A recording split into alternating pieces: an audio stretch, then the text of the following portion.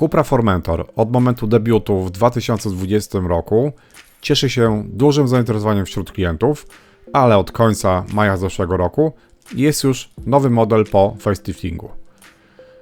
Prezentowany samochód to wersja VZ z napędem hybrydowym. Z przodu nowego Formentora poznamy po reflektorach z charakterystycznymi światłami do jazdy dziennej w kształcie trójkątów, które są zintegrowane z kierunkowskazami. Logo powędrowało teraz na maskę, zmienił się też wlot powietrza. Samochód jest, jak widać, w kolorze matowym brąz. Powiem Wam, że ten lakier zrobił na mnie niesamowite wrażenie, ale niestety sporo kosztuje, bo jest to około 11 000 złotych. Jest oczywiście alternatywa, bo w standardzie bez dopłaty jest lakier, który nazywa się Fjord Blue, a w cenie około 3800 zł jest gama lakierów metalicznych. Długość samochodu wynosi około 445 cm, rozstaw osi 268 cm, a prześwit w zależności od wersji wynosi około 16,5 cm. Faktycznie jest to samochód trochę podwyższony, ale myślę, że mniej niż można było się tego spodziewać bez zagłębiania się w dane. W wersji VZ w standardzie są felgi 19-calowe, z tym, że nasz wzór jest opcjonalny. Informacje na temat dodatków umieszczę w opisie filmu. Wersję hybrydową poznamy z zewnątrz oczywiście po otwieranej klapce do gniazda ładowania umieszczonej na lewym przednim błotniku. Pojemność akumulatora brutto wynosi 25,8 kWh, więc jest to już całkiem sporo. Prawie zapomniałbym powiedzieć, że samochód możemy też ładować prądem stałym na szybkich ładowarkach, a jest to bardzo ważne. Teoretyczny maksymalny prąd ładowania to 50 kW.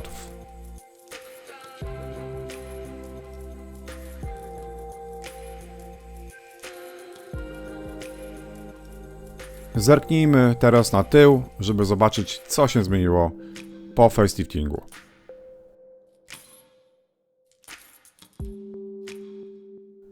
Mamy teraz pełny pasek świetny LED umieszczony na całej szerokości bagażnika, plus podświetlone logo Cupra. Jest też nowy wzór lamp. Moim zdaniem wygląda to teraz w całości rewelacyjnie. Lampy mają też teraz dodatkowe smaczki stylistyczne.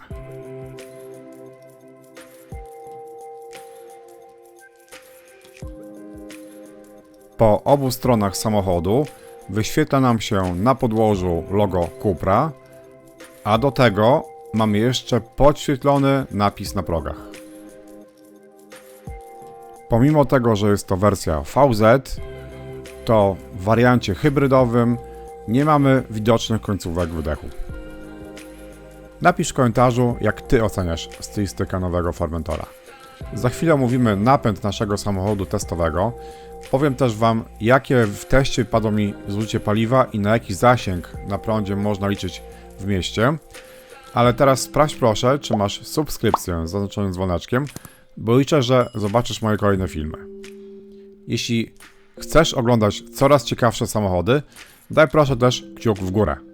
Możesz też wspierać kanał, szczegóły w opisie lub po kliknięciu przycisku pod filmem. A jaka jednostka napędowa jest u nas pod maską?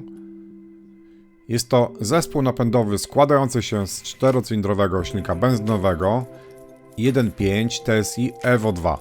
Jest to zmodernizowany silnik, który zastąpił wcześniejszy 1.5 TSI Evo. W Cuprze montowany jest od 2023 roku. Teraz technologia odłączania dwóch z 4 cylindrów przy niskim obciążeniu działa praktycznie niezauważalnie. Poza poprawioną reakcją na gaz i prawdopodobnie większą trwałością, został zoptymalizowany układ chłodzenia i układ dolotowy dla pracy z układami PHEV.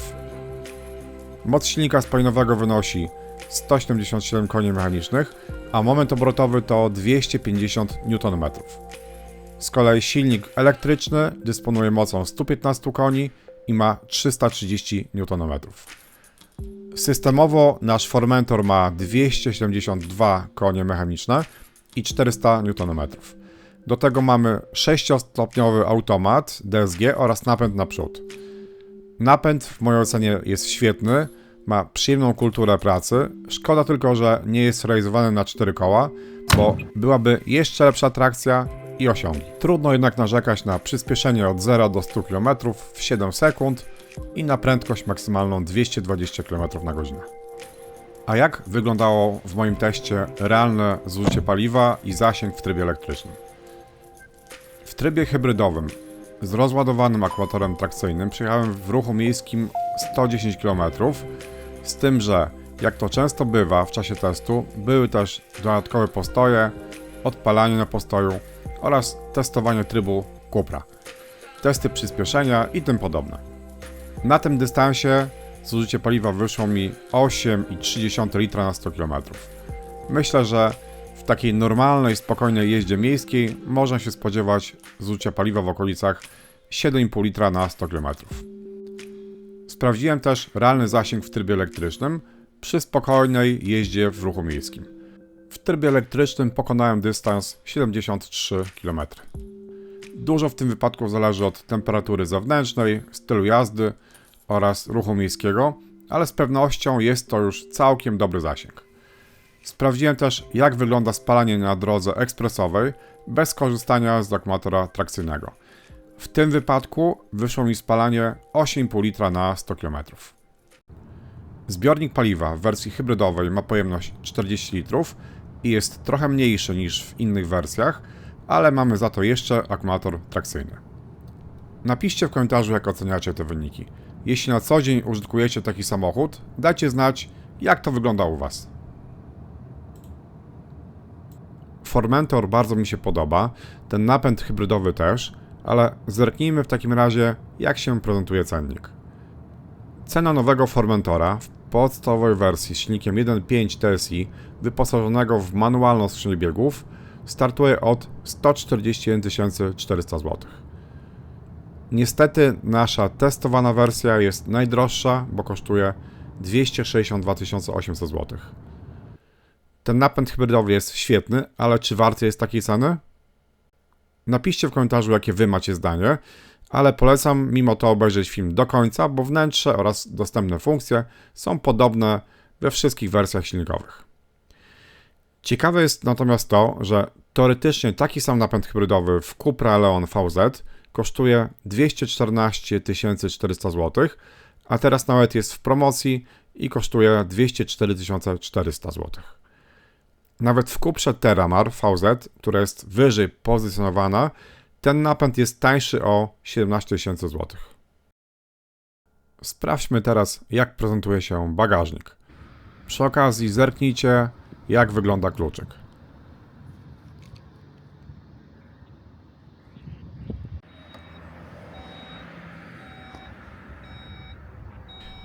W wersji VZ mamy w standardzie elektrycznie i bezdotykowo otwieraną pokrywę bagażnika. Bagażnik ma pojemność 345 litrów. Po prawej stronie mamy 2 haczyki na zakupy oraz oświetlenie LED. Na plus można zaliczyć możliwość rozkładania środkowej części, np. do przewożenia nart.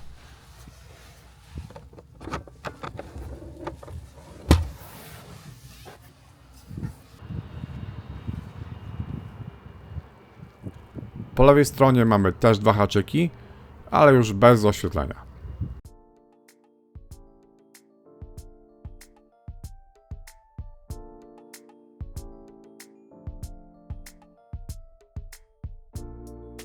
W tej konfiguracji bagażnik ma długość około 80 cm, a podłoga jest położona około 8 cm poniżej progu załadunkowego. Pod podłogą nie znajdziemy nawet w opcji koła zapasowego lub dojazdowego, ale możemy tutaj umieścić jakieś drobiazgi. Masa własna tej wersji Formentora wynosi około 1740 kg. Jest to o około 277 kg więcej, jak porównywalna pod względem osiągów wersja VZ o mocy 265 koni mechanicznych. Ogólnie bagażnik, jak na tą wielkość samochodu, jest wystarczający w codziennym użytkowaniu. Na plus można zaliczyć praktycznie równą podłogę po rozłożeniu oparć tylnej kanapy a długość do oparcia kierowcy wynosi około 160 cm. Jeśli chcemy jednak ponownie złożyć oparcia tylnej kanapy, musimy zadbać o to, żeby nie przyciąć pasów bezpieczeństwa, ale jest to taka drobna niedogodność. Jak wcześniej wspominałem, bagażnik możemy zamykać i otwierać poprzez gest stopą. Mając zajęte ręce, albo jak klapa bagażnika jest brudna, jest to faktycznie bardzo wygodne. W naszym samochodzie tylko przednie drzwi mają czujnik umożliwiający otwieranie bezkluczykowe. Zaraz zobaczymy, ile miejsca jest z tyłu.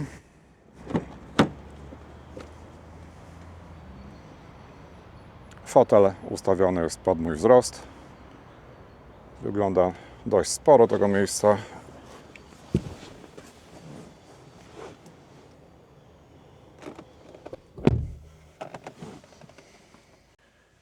No i faktycznie muszę przyznać, że w tej pozycji, jak fotel jest ustawiony pod mój wzrost, to odległość do fotela jest prawie na 4 palce.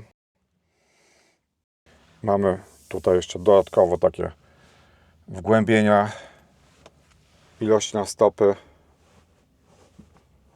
wystarczająca. Natomiast no jest tutaj niestety troszkę słabsze podparcie ud, ale przy wyciągniętych nogach do przodu nie można narzekać. Z pewnością pasażer na środku będzie miał tutaj pewien kłopot z siedzeniem, bo ten tunel jest dość wysoki. A ilość miejsca nad głową? Jest to taka odległość, także też zupełnie bez problemu. A mamy dach panoramiczny.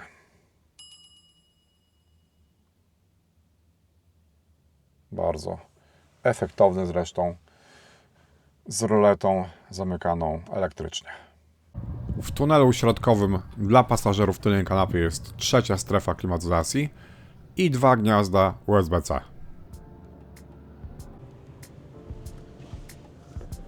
Puszka 250 ml mieści się tu idealnie. Natomiast troszkę już jest problem, gdybyśmy chcieli dodatkowo sobie umieścić kubek termiczny bądź kubek z kawą. No ale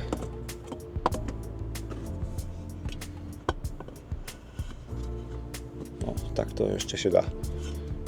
Tutaj, co ciekawe, te otwory nie są równe. Ale myślę, że nie jest źle.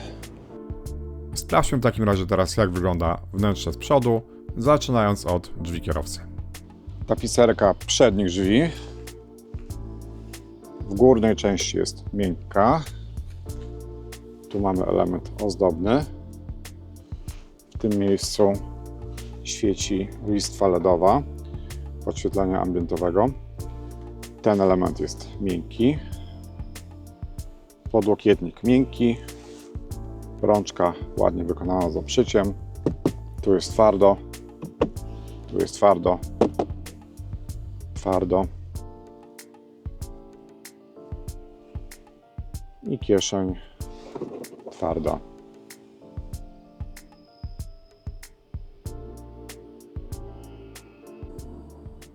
Fotel kierowcy jest ustawiany elektrycznie.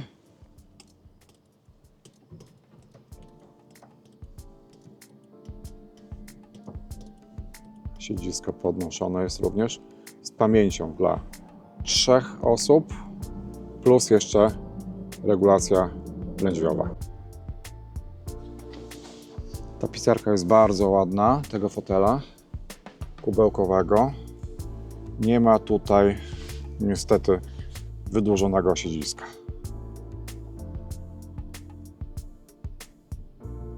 Fotel pasażera jest również z regulacją elektryczną. Zakres jest taki sam jak w przypadku kierowcy. Mamy regulację lędźwiową, a także pamięć ustawień dla 3 osób. Podłokietnik w Cuprze jest wręcz genialny, z możliwością ustawiania wysokości i dodatkowo jeszcze możemy go wysuwać. To już maksymalna wysokość.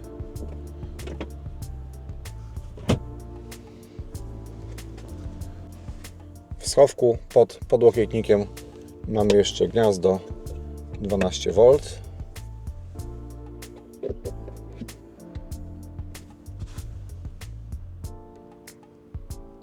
Powierzchnia na dole jest taka lekko gumowana.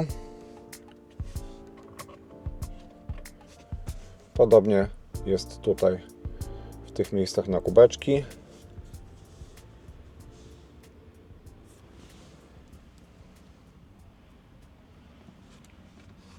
Tu mamy podobnie. I te elementy są wyciągane.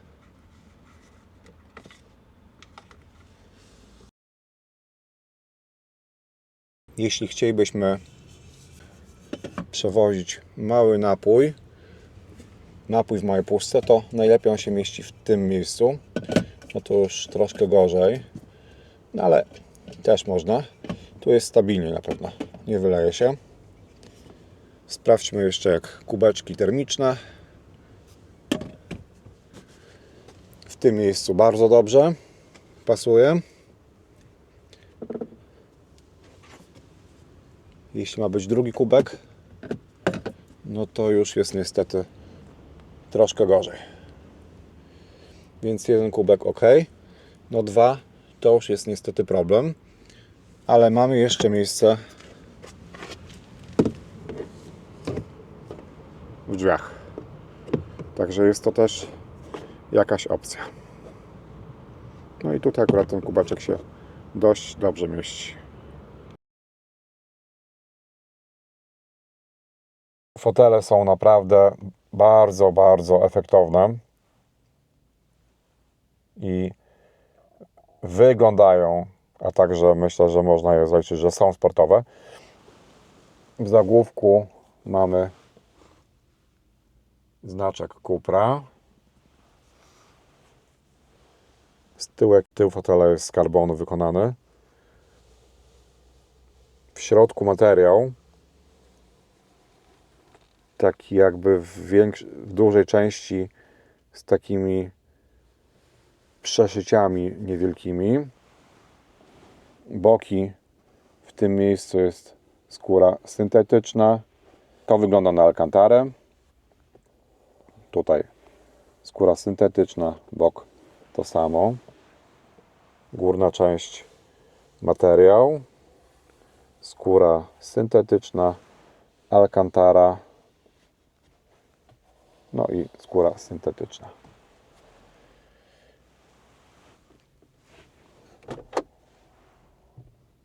Schowek jest z twardego plastiku.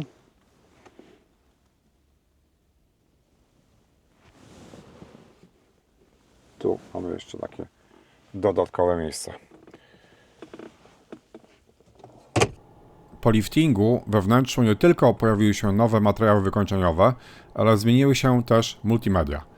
Teraz jest większy, prawie 13-calowy ekran dotykowy z bardziej intuicyjnym interfejsem.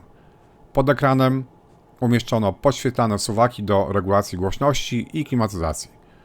Mam teraz wrażenie, że funkcje na ekranie działają dużo szybciej jak przed liftingiem, a rozdzielczość jest jeszcze lepsza. Dotychczasowy system audio Beats został zastąpiony przez nowy system nagłośnienia firmy Sennheiser. Moim zdaniem to nowe audio jest znacznie lepsze. Podoba mi się też podświetlenie ambientowe. Mamy tutaj do wyboru wiele ustawień kolorów, które można prawie dowolnie konfigurować, a jeśli tego nie chcemy, to jak ustawimy tryb podświetlenia Drive, kolor zostanie automatycznie dostosowany do wybranego profilu jazdy. System zmienia też kolor podświetlenia w przypadku wykrycia obiektów w martwym polu, po otwarciu drzwi a po włączeniu świateł awaryjnych pulsuje. Za chwilę opowiem Ci, jakie mam wrażenia z jazdy Formentorem, ale jeśli chcesz oglądać moje kolejne testy, sprawdź, czy masz subskrypcję z zaznaczonym dzwoneczkiem, a jeśli film Ci się podoba, nie zapomnij o kciuku w górę. Twoja reakcja ułatwi mi pozyskanie kolejnych ciekawych samochodów do testów. Nie ulega wątpliwości, że Cupra to marka sportowa, dlatego właściwości jezdne powinny być bardzo dobre. W mojej ocenie tak właśnie jest. Uważam, że układ kierowniczy jest bardzo precyzyjny, z dobrze dobranym wspomaganiem. Oczywiście w trybie Cupra jest wyraźnie usztywniony, dodając jeszcze większą pewność prowadzenia. Zawieszenie adaptacyjne DTC mamy w wersji VZ w standardzie. W trybie komfortowym zawieszenie dobrze tłumi nierówności, ale jednocześnie nie buja przesadnie nadwoziem. W trybie Sport lub w trybie Cupra oczywiście zawieszenie się usztywnia, minimalizując przechyły na zakrętach. Na szybkich łukach oczywiście minimalnie czuć, że jedziemy SUV-em, ale mimo to moja cena jest wysoka. Jeżdżąc Formentorem odczuwałem dużą przyjemność w prowadzeniu. Dzięki temu, że akumulator trakcyjny został umieszczony w tylnej części, lekko została dociążona tylna oś i w związku z tym ograniczono podsterowność typową dla przednionapędowych SUV-ów. Z pewnością ta wersja napędowa prowadzi się stabilnie w zakrętach niż wersja spalinowa z napędem naprzód. Mimo tego, że auto prowadzi się doskonale, to gdyby był tutaj dostępny napęd na 4 koła, byłoby jeszcze lepiej. Trzeba mieć jednak świadomość, że przy dynamicznym starcie z miejsca, szczególnie na mokrej nawierzchni, moment obrotowy jest tak duży, że koła będą momentami tracić przyczepność. W testowanym samochodzie były z przodu opcjonalne hamulce wyczynowe z zaciskaniem Brembo i powiększonymi tarczami. Uważam, że były rewelacyjne, a do tego świetnie wyglądały. W praktyce bardzo łatwo jest wyczuć siłę hamowania. Hamulce nie były zbyt ostre przy łagodnym hamowaniu, jak to bywa w niektórych sportowych samochodach, ale przy ostrym hamowaniu czułem już wyraźną różnicę w porównaniu do standardowych hamulców. Oczywiście, jeśli jeździcie spokojnie, to standardowe hamulce w zupełności wystarczą. Sprawdziłem też, jak wygląda wyciszenie, a pomiar odbywał się na oponach zimowych. Przy prędkości 90 km/h przyrząd pokazywał około 63 dB.